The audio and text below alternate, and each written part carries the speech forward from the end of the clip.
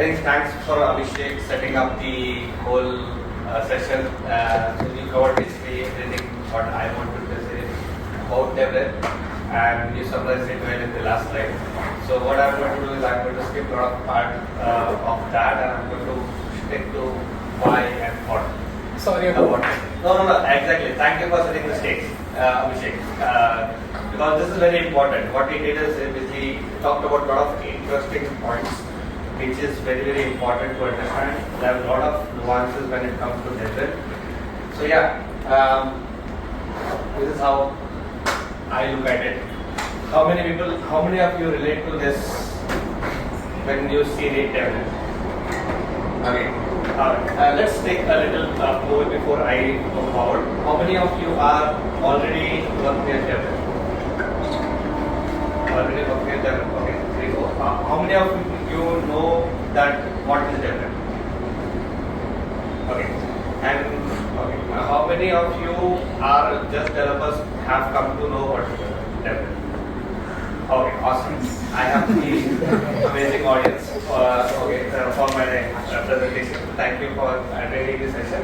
So this is what exactly I'm going to touch upon. Okay. This is what, when we hear DevRel, we just hear things educate, and we are only talking about, we are hearing many things from many directions. And what it is about, that is what I want to take a stab at and summarize it. Okay. Yeah.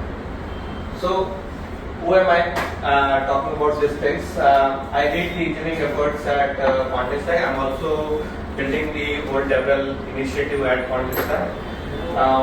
My first interaction with DevRel evangelism was in 2015. I met a guy called Atul Jha for Nihao. Nihao is basically the open source alternative for S3, AWS. They started this around in 2012-13 with that. And this guy, basically, I met him in a Ruby conference in Goa. He was my roommate. We spoke about, he basically was talking about things over, he asked me to try things out.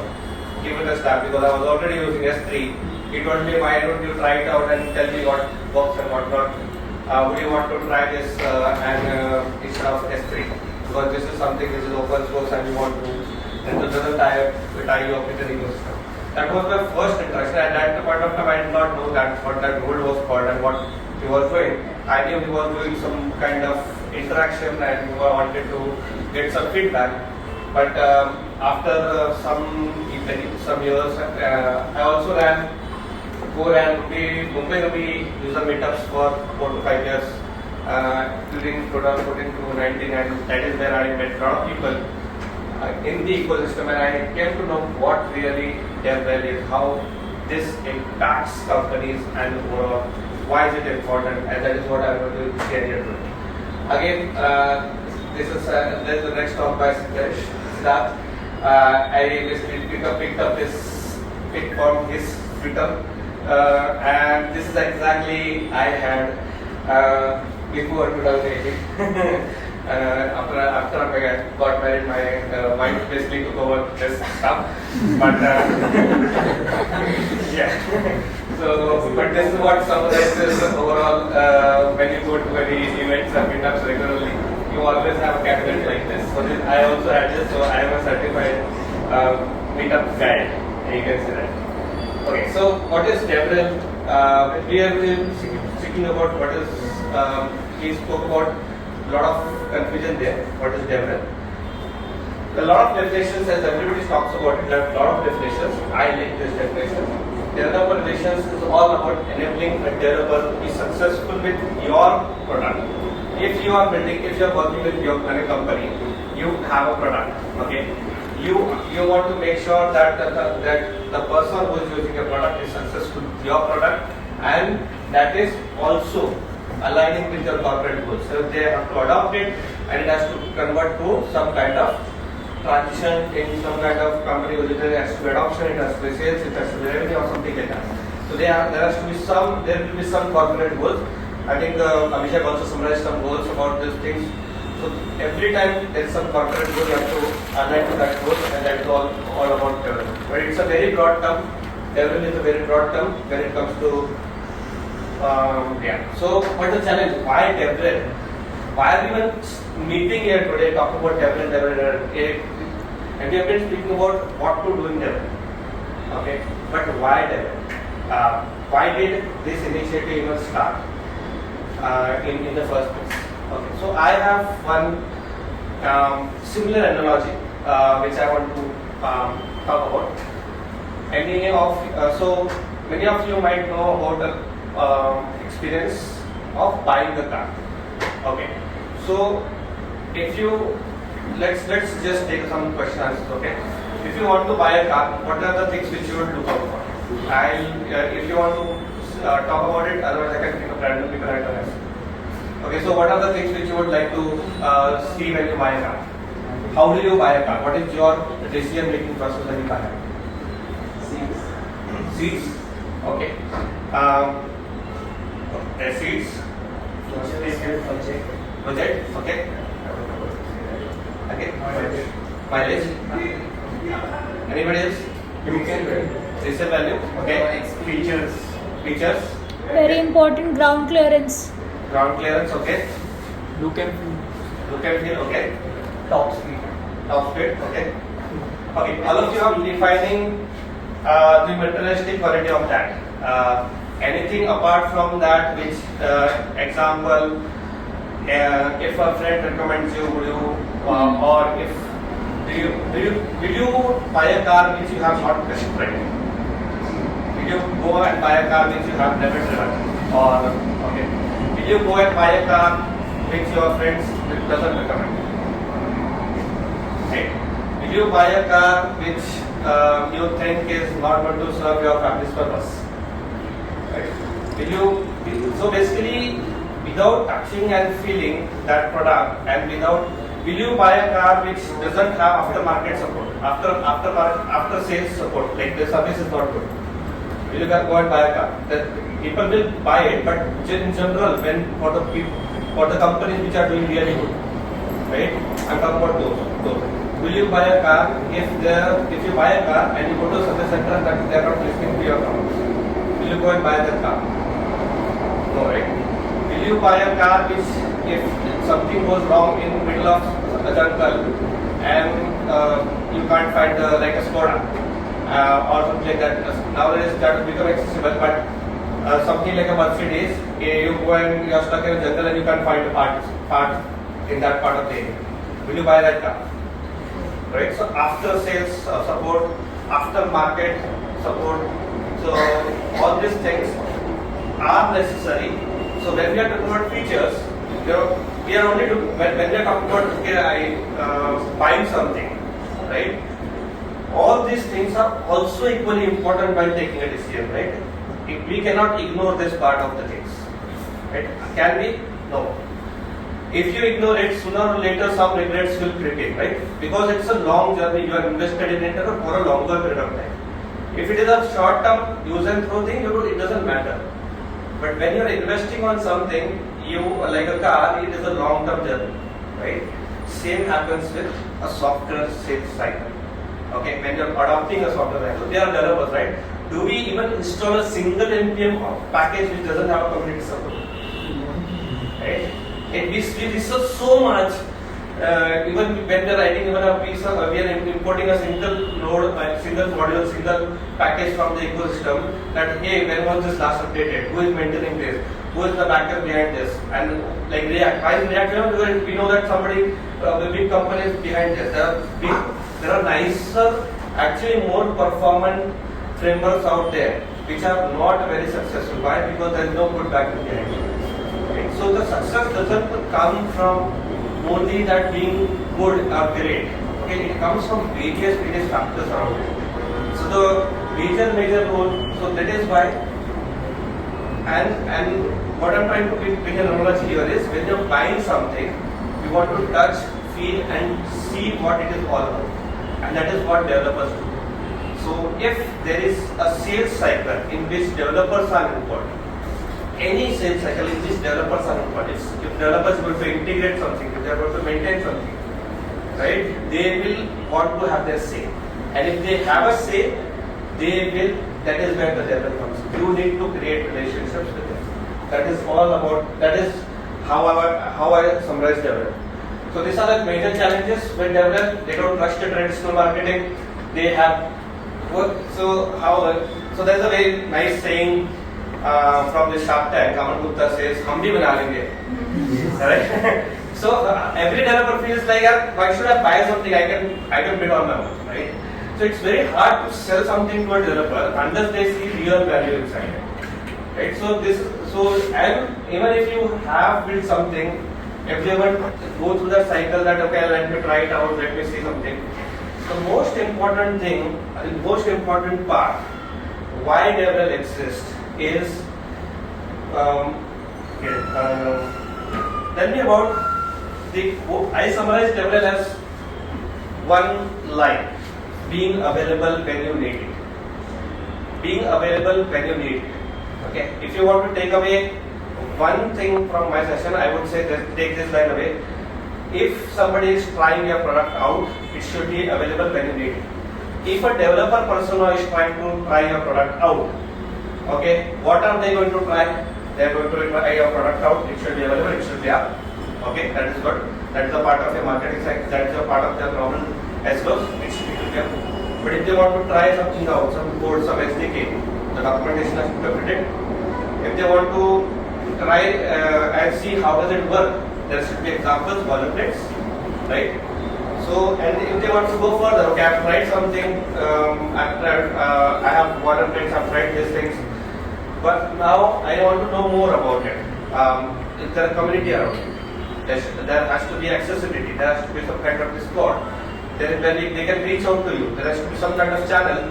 Apart from your customer success, which doesn't feel like salesy, because they don't want to get into the sales cycle, they just want to try it out. Because as soon as there is a sales tag attached, they know that people are going to send thousands of emails, hey, can we set to the calendars, can we schedule the calendar? But you don't want that. You want to do things in your own pace, in your own setup, and when you're confident about these things, then you want to go and try things out. Okay, and I'm talking about as a developer, this is how we think, right? So now if a developer needs to be sold something, we need to target this mindset, right? We need to make them comfortable, we need to address their needs, we need to be available when they are trying things out, right? We are all working 9 to 5. Right? And now, if I want to try something out more, as Abhishek and Rahul also spoke about, right, and Ali also spoke about, you are trying things out of your extra hours. Okay, you are not putting those in your normal office hours. You are not getting time during your normal office hours, right? So you want things to be available when you are doing certain things. And if at that point of time, if your overall communication things are not in place, your documentation, ecosystem, community, you yourself in person are not available. So there are multiple codes how you can correct as a developer. I look at it as first is docs, blogs, docs, in person, SDKs, boilerplates, all these things. So wherever the developer touches, even before they come to you and say, okay, I want to buy. They say, I want to try. And when they say, I want to try, if you are not available in the best possible format, there is a good chance they will not be able. Because that is the first thing that they will pick up that, hey, this support is not up to the mark. And tomorrow when I bring this and sell this and I advocate this to my company, they might not be happy about it. Well, because my company is going to tell me, I want to get this delivered yesterday. And the product which I have brought in, and doesn't have support and it is going to come after 1 month. Right? So you are risking your own job. Does anybody want to risk their own job? No. Right? That's the mindset here. That is why overall all this hustle is all. That is the whole hustle about like we need a specific kind of target thinking, or I would call it as a thinking, cater to this kind of audience, cater to this kind of scenarios, which is not normal in the sales side, which is not normal for a normal marketing cycle. When a normal marketing cycle is you publish certain ads, you are watching at 5 o'clock every day, it is available, you can click on it, you can buy it, you can see, you can buy the stock, buy something online and it will be delivered. But it doesn't happen that way in the developer cycle, right? You're clicking on something and there is a new, let's say, new release of Meta 3.0.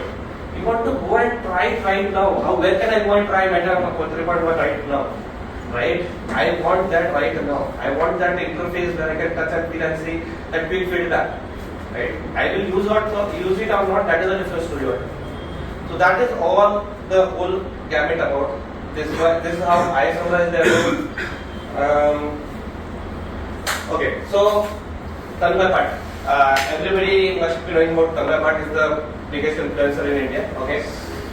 And I also believe he is one of the greatest product mindsets in India. Okay, he spoke about in one of the podcasts that creating is easy, building distribution is hard.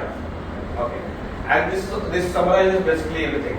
By the way, I feel DevRels are the OG influencers because those are the ones who are influencing you without selling you anything to try things out, and then you start adopting things.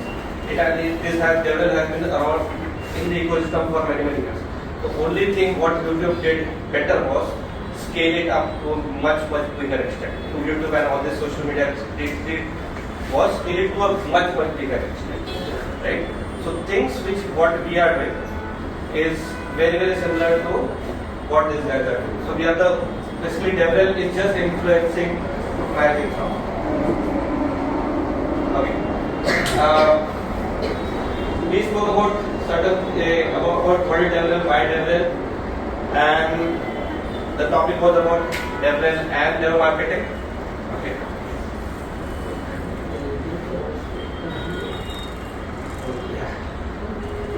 Okay. So this is one of the frameworks which I really like about DevRel. Okay.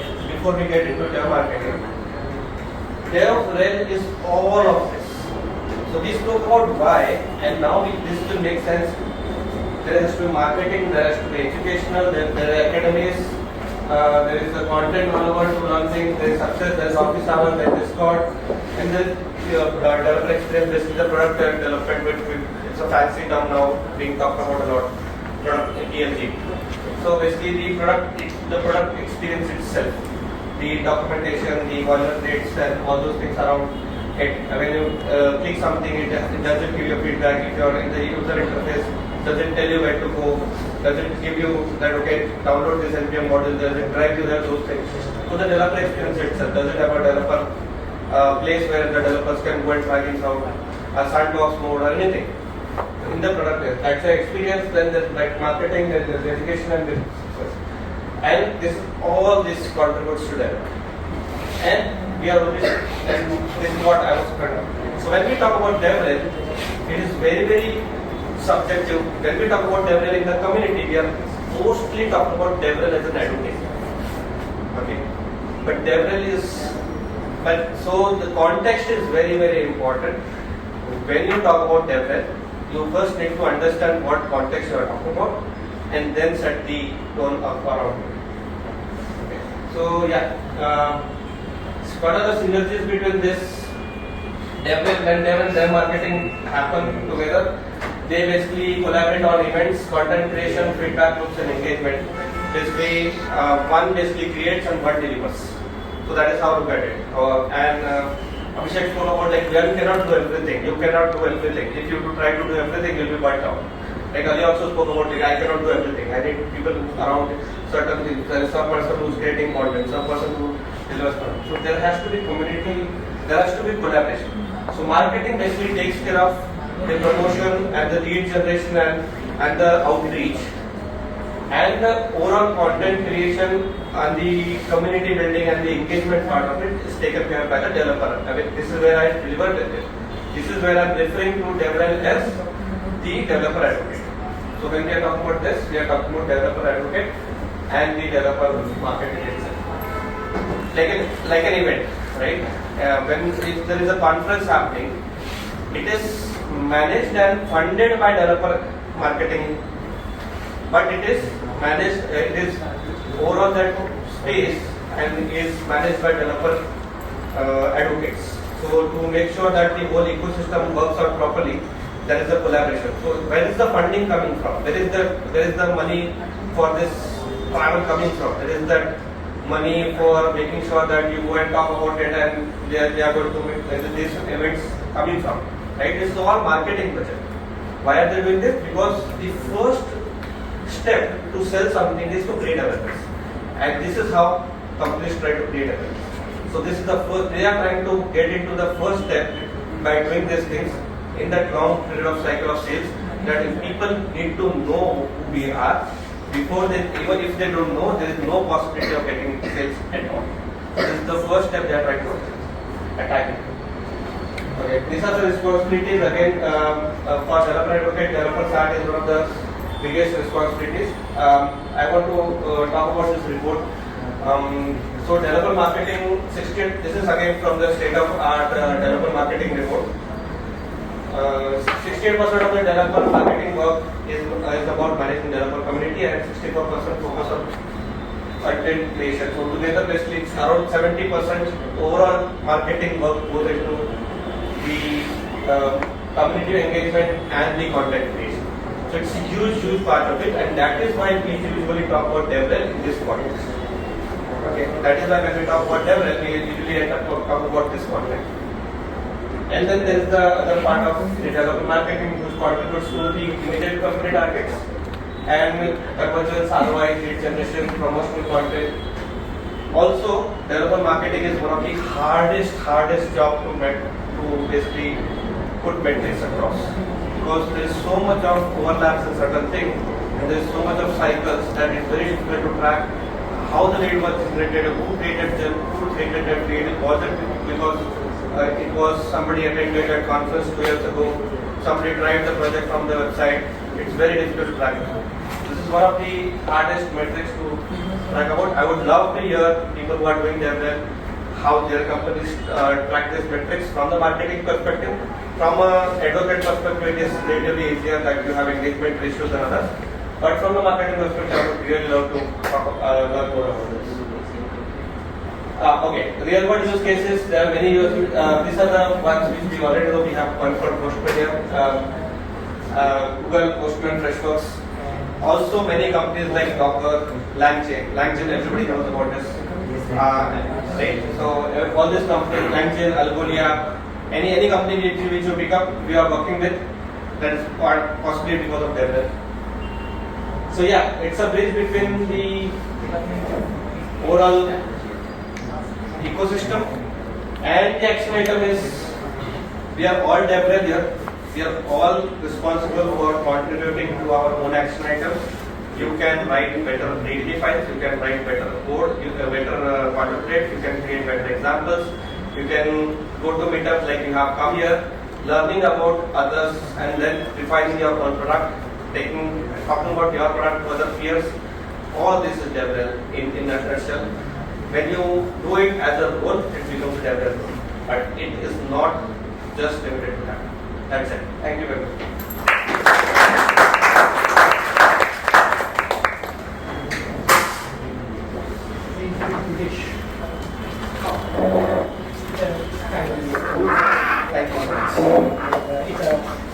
I already talked about that, take a whole time, right?